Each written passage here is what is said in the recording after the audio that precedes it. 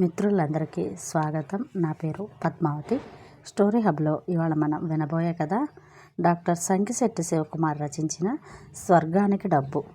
ఒక చక్కని కథను వినేద్దామండి. పూర్వం మణిపురిలో ధనగుప్తుడనే వ్యాపారి ఉండేవాడు. అతనికి ధన సంపాదన తప్ప ఇతరం తెలియదు.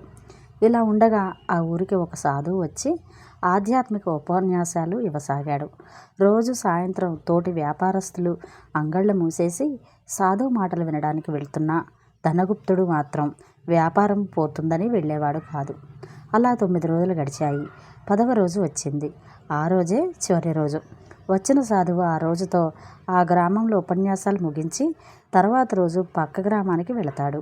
సాటి వ్యాపారస్తులు బాగా బలవంతం చేసిన మీదట ధనగుప్తుడు ఆ రోజు ఉపన్యాసం వినడానికి వెళ్ళాడు. వెళ్ళేసరికి సాధువు ఇలా చెప్తున్నాడు: ఎంత సంపాదించినా పోయేటప్పుడు ఎత్తుకుపోలేం కదా. బతకడానికి సంపాదించాలే తప్ప సంపాదించడానికి బతకకూడదు. మనిషికి అర్థం ఎంత ముఖ్యమో పరమార్థం కూడా అంతే ముఖ్యం అని ఆ మాటలు వినేసరికి ధనగుప్తుడికి మనసు వికలమైంది.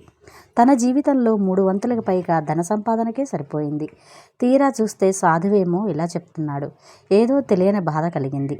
ఆలోచనలతో ఇంటికి వెళ్ళాడు ధనగుప్తుడు. చాలాసేపటికి నిద్రపట్టింది. ఉదయం లేవగానే గుడికేసి పరిగెత్తి తన శిష్యులతో పక్క గ్రామానికి బయలుదేరబోతున్న సాధువు కాళ్ళ మీద పడిపోయాడు.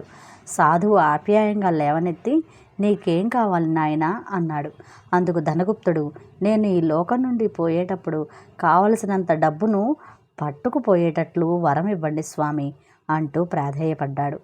ఇలాంటి కోరికను ఎప్పుడు విని ఉండని సాధువు ఆశ్చర్యపడి కొద్దిసేపు ఆలోచించి, అలాగే నాయనా అంటూ తన శిష్యులతో వెళ్ళిపోయాడు. ధనగుప్తుడు ఆనందంతో ఇల్లు చేరాడు. ఈ విషయం క్షణాల్లో ఊరంతా పాకిపోయింది. కొద్ది రోజులు గడిచిన తర్వాత ధనగుప్తుడు తన ఇంట్లో ఒక విషయం గమనించాడు. అదేంటంటే తన పట్ల ఎంతో ఆప్యాయత చూపే తన భార్యాబిడ్డలు ఎందుకో ముభావంగా ఉంటున్నారు.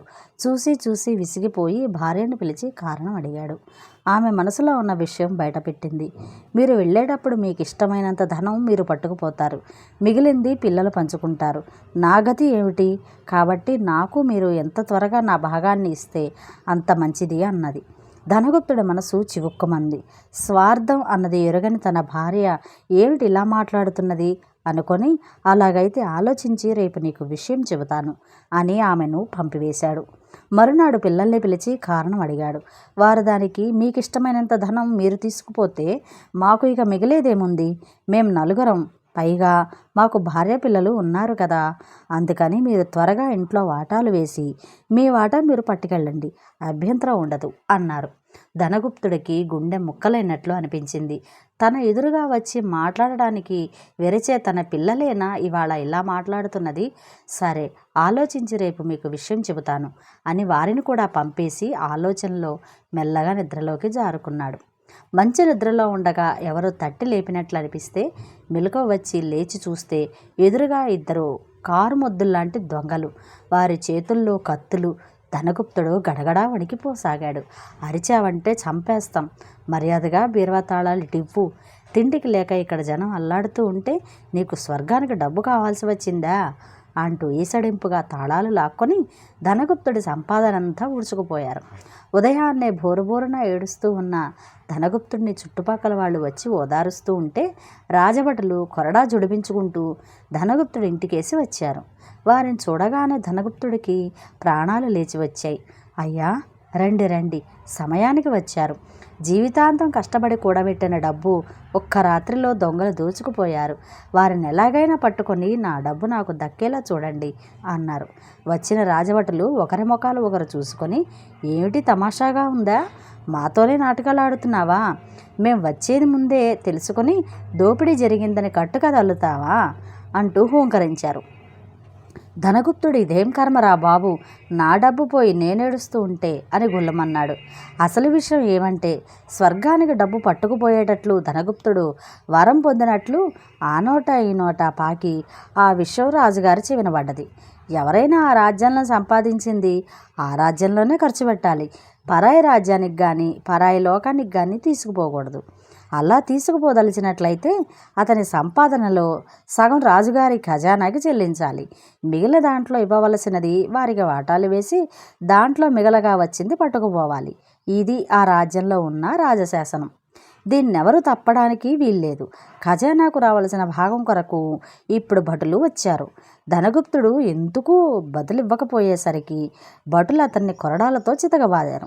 ఆ దెబ్బలు తట్టుకోలేక ధనగుప్తుడు స్పృహ తప్పాడు. చుట్టుపక్కల ప్రజలు రాజభటులతో ధనగుప్తుడి ఇంట దోపిడీ జరిగిందని నిజమేనని నచ్చజెప్పారు. దాంతో వారు తమ తొందరపాటుకు పశ్చాత్తపడి దొంగలను వెతికి పట్టుకునేందుకు క్షణాల మీద బయలుదేరి వెళ్ళారు. ఉపచారాలు చేశాక కొద్దిసేపటికి ధనగుప్తుడికి స్పృహ వచ్చింది. మరీ అధికంగా కూడబెట్టిన డబ్బు అనుభవానికి రాదు, ఎత్తుకుపోవడానికి లేదు. అలా ఎత్తుకుపోవడానికి ప్రయత్నించిన తను ఎన్ని చేదు అనుభవాలను చవిచూశాడు. ఇలా ఆలోచించిన ధనగుప్తుడు వెంటనే ప్రక్క గ్రామానికి బయలుదేరి వెళ్ళి అక్కడ ఉన్న సాధువు కాళ్ళ మీద పడి, అయ్యా, నాకు మీరిచ్చిన వరం అక్కర్లేదు, మీరే వెనక్కి తీసేసుకోండి అన్నాడు. జరిగిందంతా తెలుసుకుని సాధువు ధనగుప్తుడితో, నువ్వు కోరరాని కోరిక కోరినప్పుడే అనుకున్నాను అనర్థాలు తప్పవని. ఆ విషయం నీకు అర్థం కావడానికి వరం ఇచ్చినట్లు నటించాను. నిజానికి అలాంటి అసాధారణ వరం ఇచ్చే శక్తి నాకు లేదు. అనుభవాల వల్ల నీలో పరివర్తన కలిగింది.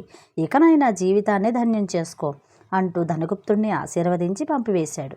ధనగుప్తుడు ఇల్లు చేరేసరికి రాజభటులు దొంగల్ని పట్టుకోవడం, పోయిన సొత్తు రాబట్టుకోవడం జరిగాయి.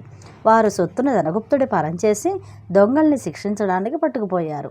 ఆ తర్వాత ధనగుప్తుడు తన కాలాన్ని డబ్బు కూడబెట్టడానికే కాక పేద సాధలకు ఇంత కూడబెట్టడానికి కూడా ఉపయోగిస్తూ మంచి పేరు గడించాడు. ఇంతటితో ఈ కథ సమాప్తం. ఎలా ఉంది మిత్రులు? కావలసినంత ధనం కావాలే తప్ప అత్యాశకు పోకూడదు. మరొక మంచి కథలో మళ్ళీ కలుస్తాను. Thank you. నమస్తే.